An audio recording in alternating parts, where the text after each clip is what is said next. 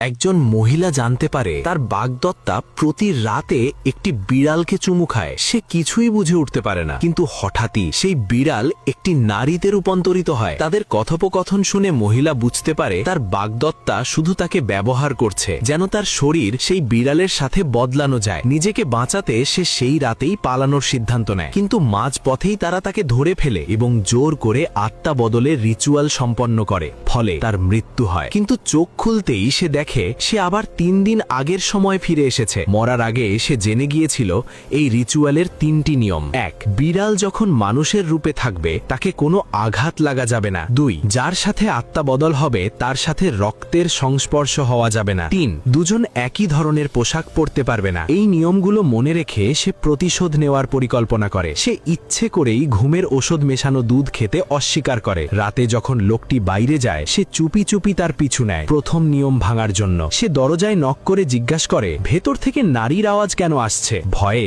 বিড়ালটি টেবিলের নিচে লুকিয়ে পড়ে। মহিলা ভেতরে ঢুকে ইচ্ছা করে তার হাত পিষে দেয়। লোকটি তাড়াতাড়ি বলে আমাকে কাজ শেষ করতে হবে, তুমি গিয়ে ঘুমাও। মহিলা চলে যায়। এরপর লোকটি বিড়ালের চিকিৎসা করে এবং বলে আর 2 দিন সহ্য করো। কিন্তু বিড়াল রাগে ফেটে পড়ে এবং বলে আগামীকালের মেডিকেল রিপোর্ট জাল করে দাও। পরের দিন লোকটি মহিলাকে চেক আপে যেতে বলে। গত জীবনে এই রিপোর্টের কারণেই মিডিয়া তাকে ঘিরে ধরে, তাকে এইডস রোগী বলে অপবাদ দেয় এবং পরিবার থেকে বের করে দেয়। কিন্তু এবার সে প্রস্তুত। লোকটি বাইরে যেতেই মহিলা বিড়ালটিকে একটি খাঁচায় বন্দী করে ফেলে, কিন্তু বিড়াল তাকে উল্টো ব্যঙ্গ করতে থাকে। সে জানেই না যে এবার সে তার সব ক্ষমতা হারাতে চলেছে।